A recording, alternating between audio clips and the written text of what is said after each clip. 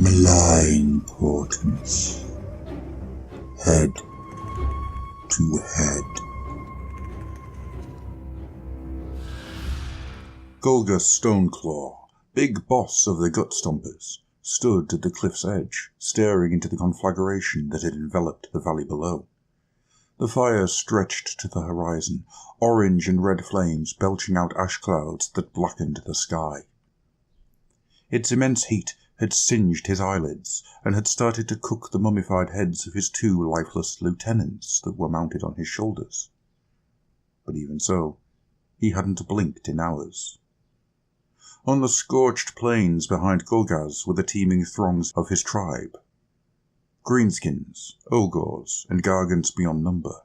These brutal hordes had followed his campaign of destruction across the Flamescar Plateau, hacking their way through army after army with reckless enthusiasm. They had followed him to the edge of this infernal valley, where he had hoped to find a bigger battle, bigger than any they'd had before, but there was no enemy waiting for him. After more than a week without combat, tempers among the Gut Stompers were beginning to flare violently. Oryx were mobbing up, Grots were hurling their crudest inventives, and the biggest warriors were beginning to eat the smaller ones. Without a common enemy to battle, the Gut Stompers would soon tear themselves apart. "There's no one to fight here." The words came directly from Golgaz. They were spoken by Mogo Mogo, a Wurgog prophet that had been with the Gut Stompers for some months.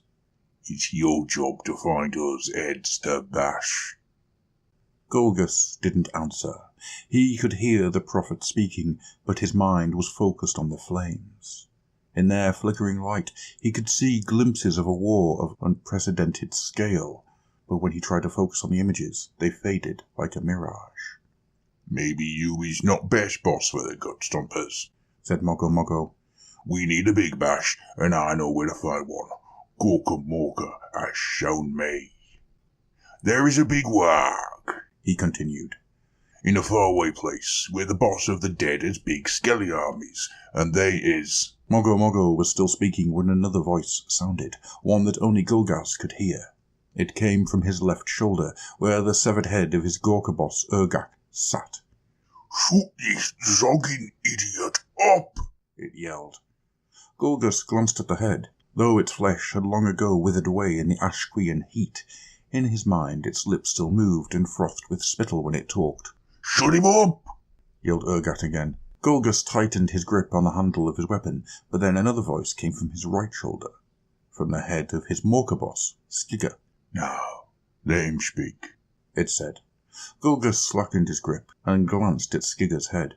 It too was severely desiccated, though in Golgaz's eyes it was full of life. "Where spooky things fall from the sky and dead boys come from the ground, and—" The bustling of the Gut Stompers on the plain mingled with the prophet's jabbering. They were getting even more rowdy. Golgaz looked deep into the fires below and tried to concentrate on the glimpses of battle he could see there. "I could lead the Gut Stompers there," said Mogo Mogo. "Let him spill his guts," it continued. "He might say something useful." The big boss trusted the advice of these two lieutenants, though they did not always agree. When they argued too much, they gave him a headache, a nasty pain that made him angry. He tried to think, but Mogo Mogo was still rumbling on behind him. "That Wurgog thinks he's tougher than you," yelled Urgak. Golgaz pondered this. "Maybe," replied Skigga, "but he might know where the fighting's at." The big boss considered this different point of view. "I know where the battle is," said Mogo Mogo. "It's down the Deathlands." "He's lying," yelled Urgak. "No, he ain't," replied Skigga. A thunderous crack resounded as an iron blaster fired its payload into a rioting horde of Moonclan fanatics. Behind Golgaz, the air began to crackle. "But you is not the boss to lead that warg," said Mogo Mogo. "Dem's fighting words," yelled Urgak. "Yes, they are," replied Skigga. Golgaz felt the unmistakable static of magic coalescing behind him. His fingers tightened around his weapon. "I will lead the way," said Mogo Mogo, his deep voice now redolent with Wa energy. "That's enough from him," yelled Urgak. "I concur." replied Skigger. Two gargants headbutted each other.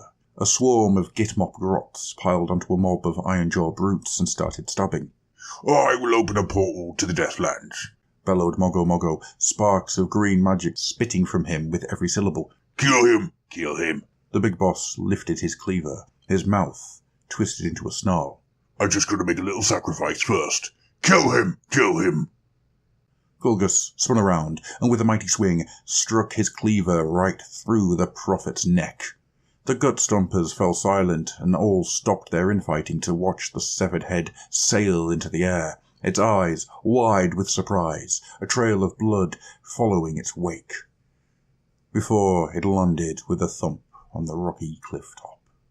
Mogo Mogo's headless body staggered forward, gushes of blood and streams of warg magic spurting from its neck. Gulgus stepped over to one side, allowing the walking corpse to stumble over the edge of the cliff.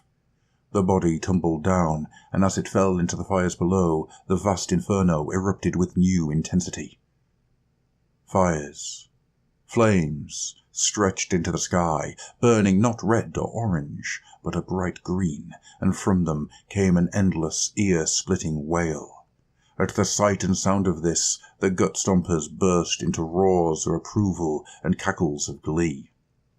Gulgus looked into the colossal fire before him, and there he saw clearly the war that he had only seen glimpses of before. It was glorious, an unending battlefield where the dead rose up to fight again and again, to which countless other grand armies were already marching. Gulgus leaned down and picked up Mogo Mogo's severed head. The prophet's visions had been right after all. Perhaps he would provide more useful advice in the battles to come. With the way forward now clear to him, Gulgus bellowed his mighty war cry. Then he launched himself over the cliff and into the fires that led to the land of the dead.